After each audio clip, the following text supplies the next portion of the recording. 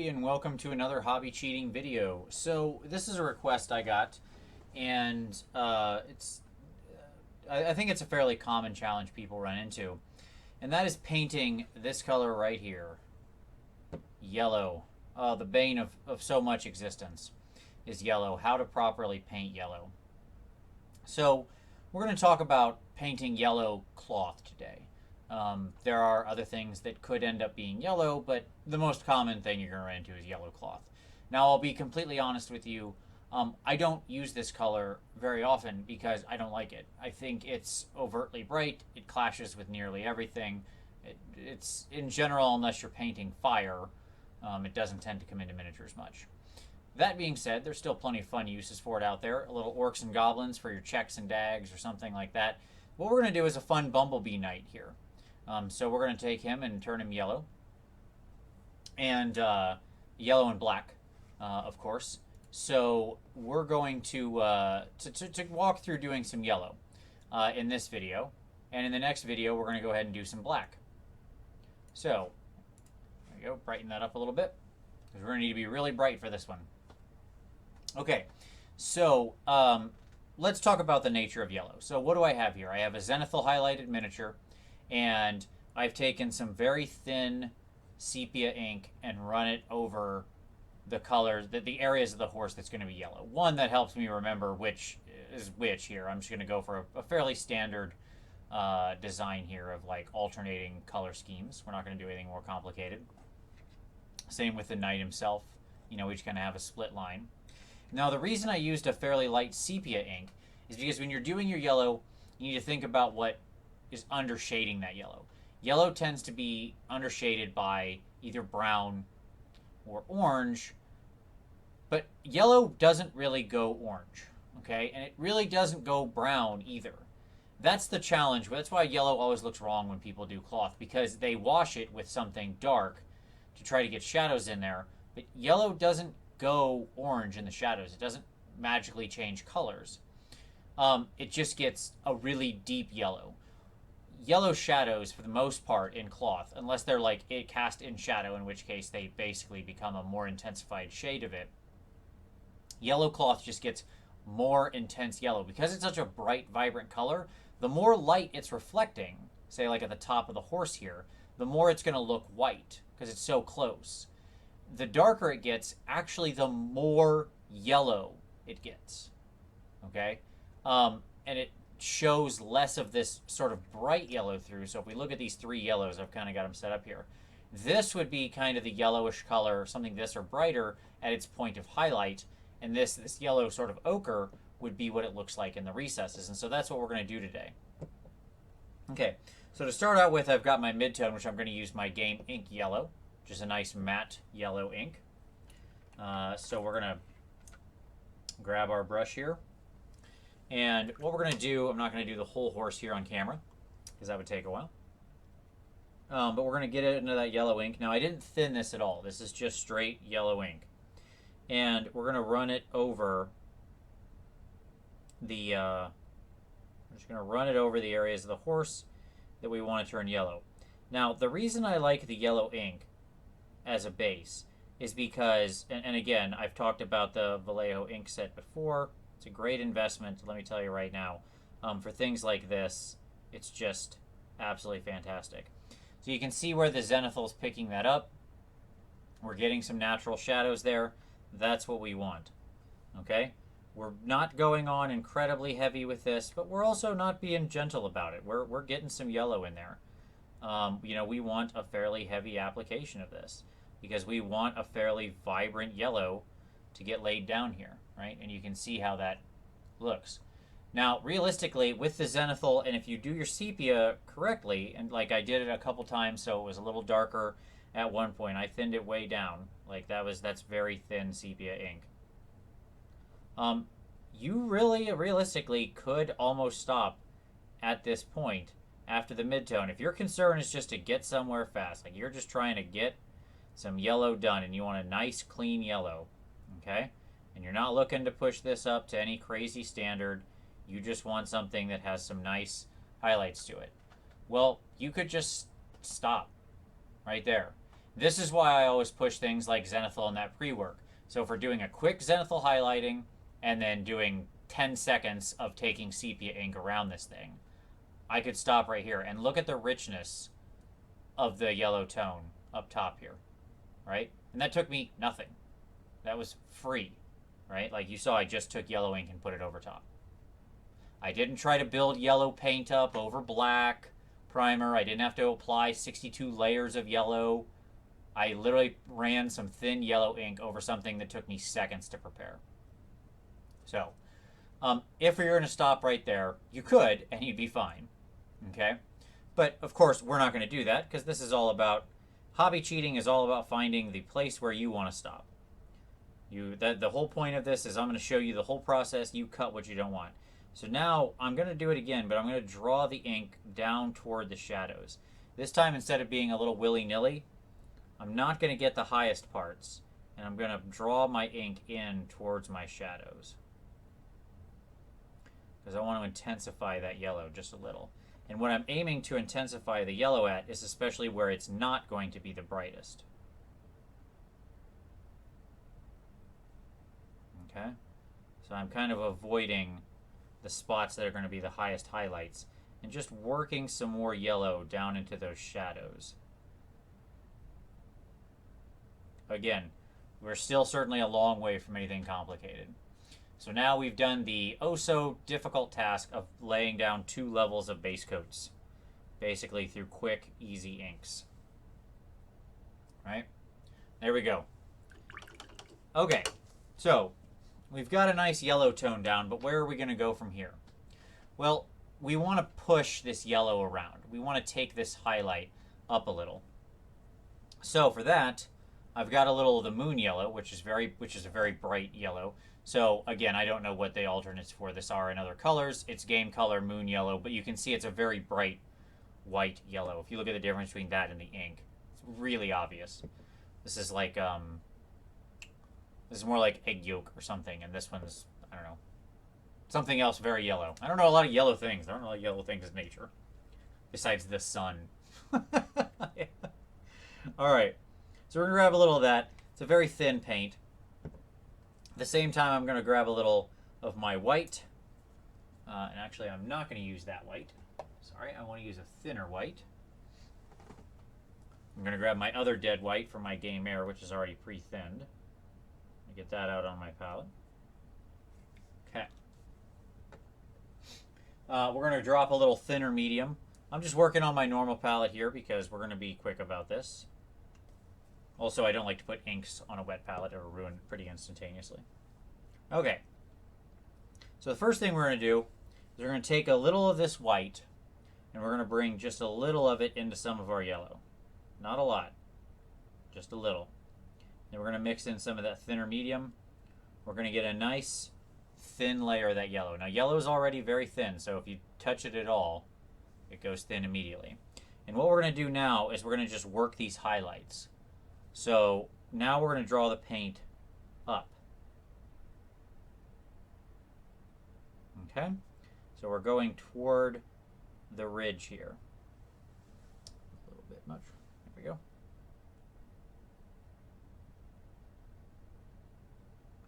Toward the ridge. And what we're doing is we're just intensifying that yellow. Okay? And if it's not quite smooth, that's okay. We'll just clean off our brush. And we're just going to smooth out some of that yellow. We'll just draw it down, feather it out. Okay. Go back into our yellow. Make sure we have it all wiped off. We want it nice and thin. And again, we're just going to hit those highlights. What we're doing right now is just increasing our color saturation, because we want that yellow to be nice and vibrant. Where it's bright, we want it to be really bright. So like up here on the haunch of the horse, I'm going to draw up toward right there. We're not moving the color a huge amount, and we don't want to, because really what we're doing at this point is we're just getting that yellow nice and bright, nice and vibrant. Yellow is this color that's like so very vibrant and alive. We really want to make sure we're bringing that home, and we do that through very intense color saturation.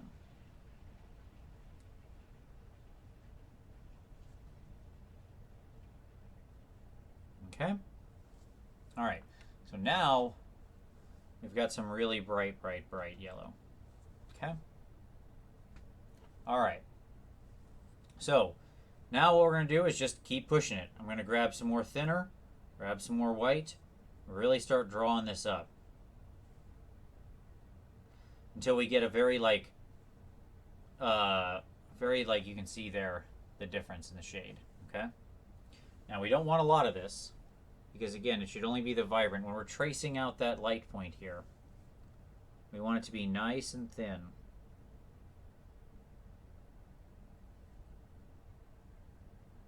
The ridges on these horses' heads are always very annoying. Although a good excuse for feathering.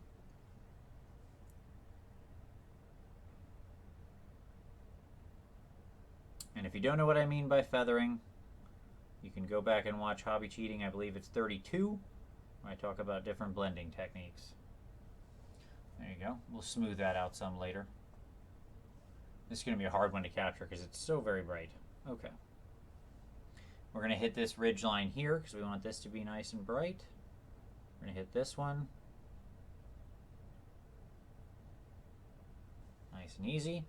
You can see how we're just carrying that up a little bit. Up top.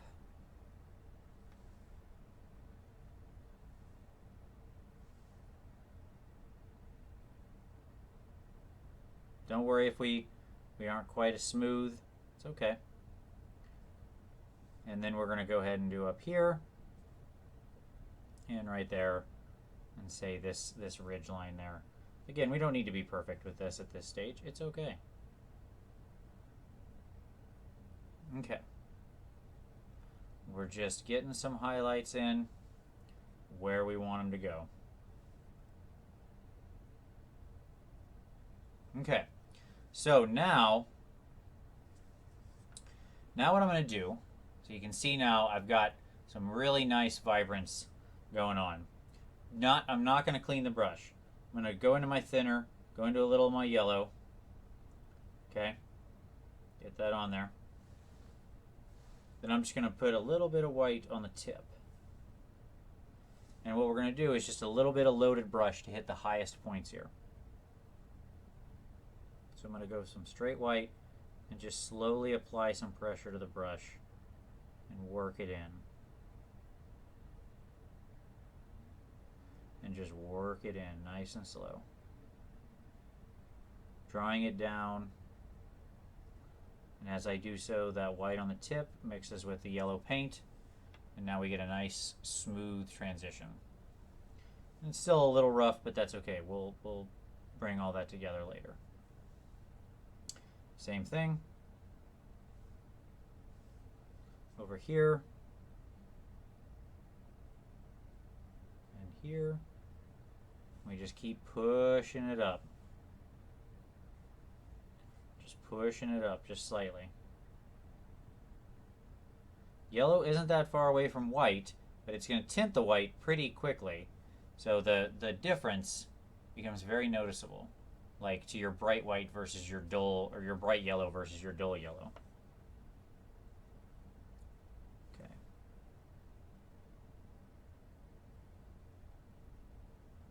And what we're going to do here is we're trying to purposely kind of oversaturate this color. And there's a reason for that. And you'll see what that is in just a moment. Okay, so now we've got some nice highlights in there. Our bright yellow is looking quite bright. Light bright. You can turn on the magic of colored lights. Okay, so now we need to take our shadow color, which is our yellow ochre. Again, everything is yellow in yellow. Whoa! Super fun. Hey now. That's an interesting fun thing to happen during a video. Well, I've got a lot of yellow ochre now. So all the yellow ochre I could ever want. There you go. Also, pay attention when you take the lid off your paint to make sure that the tip didn't come off with it, because that's not a fun time for anybody. All right, well, we got plenty of yellow ochre, as you can see. We had a little spill there. Lots of paint. Look at all that paint. I'll sop that up in a minute. Okay, no big deal. We're going to go into our yellow ochre.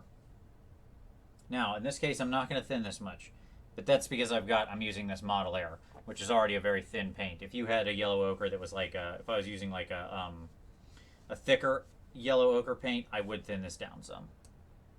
I just happen to know that this is already at the consistency I want. So I'd say go 1-to-1 if you're using a normal thicker paint. Okay, so now what I'm going to do is I'm going to draw down my yellow shadows. And this ochre has a little better coverage. Still not great, to be completely honest, because no yellow is great. It had a little too much paint on there.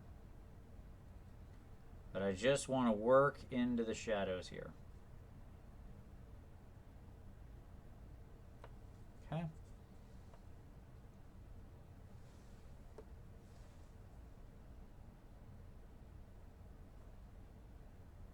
This is a much warmer yellow. It doesn't have that brightness that the other one has. Okay, so we're just working that into those shadows. I'm hitting like the edges of my highlight here and there where I can, but I'm not trying to be too careful about it. Okay, so there we go.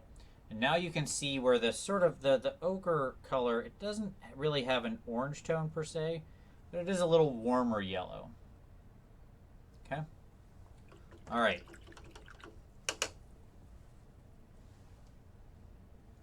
Let me reapply some white here, because what I want to do for my final step, looking at that, I'm looking at it and I'm like, you know, we could go a little brighter. We're not quite bright enough yet. There we go. So I'm going to take a little white.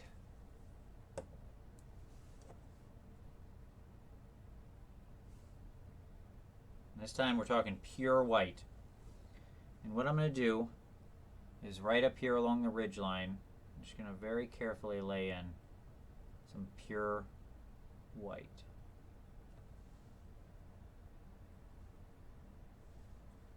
Down here on this part of the horse, on this part of the ridge, just basically almost like an edge highlight.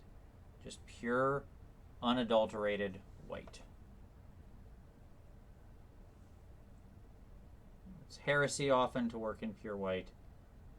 I say nonsense. When it has a purpose, like it does with what we're doing here, it's perfectly fine.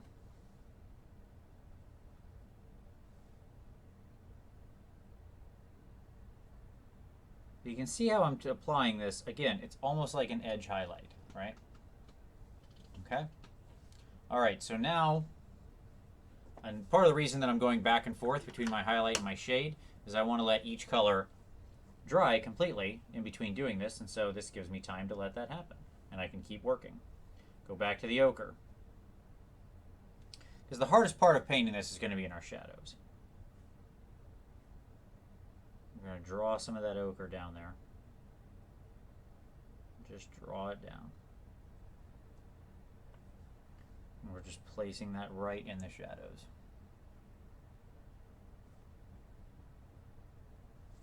Okay. Right down in the shadow area, right where we want it, nice and solid. The toughest part of your miniature when you do this is going to be your shadow areas. And that's why we softened up these shadow areas with that sepia first, to give us a little warmer tone underneath everything. Okay, so now we've got some really significant variance there. You can see how far we're going in yellow. So now we're going to go back to our yellow ink, which I've got to get some more out, because I may have spilled a bunch of paint into where my yellow ink was. No problem. Again, we're just going straight yellow ink.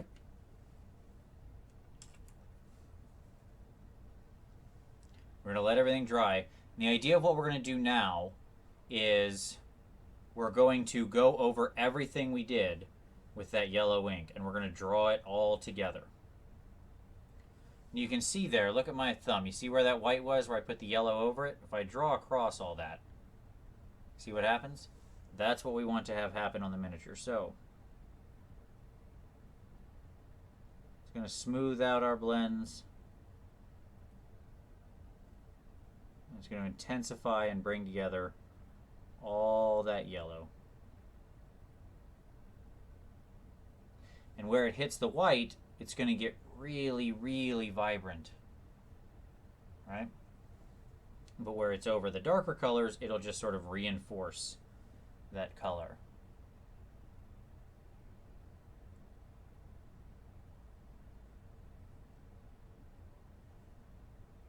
We want to make sure we get everything here. I'm not avoiding any part of the miniature. Well, I mean, that I'm painting yellow. I'm certainly not putting it on the other parts of the horse that aren't going to be yellow. So I just get all up in that, all up in there with that yellow.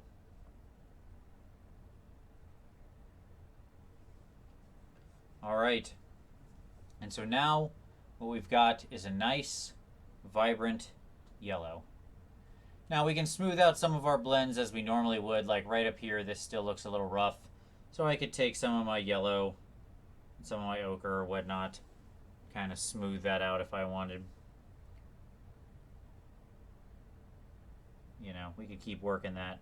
Anything like that, you know, as usual, you're going to keep working it to whatever level you are aiming for that makes you comfortable. The key is you can repeat this process as many times as you want until you've got a level of vibrancy, color saturation, smooth blending, whatever you happen to be aiming at, okay? So if you look at that and you think, I'm good to go, I like how that yellow looks, it gives me a nice range of yellow, bunch of different tones, and you're happy with that, guess what? You're done then. Stop. If you want to see some more richness in it, you can keep working some ochre down into the shadows, keep working your whites, and then glazing it over up on the highlights. But basically, that's the secret, okay? That's all there is to it. So, how do we paint our yellow? Well, one, we don't paint it over black.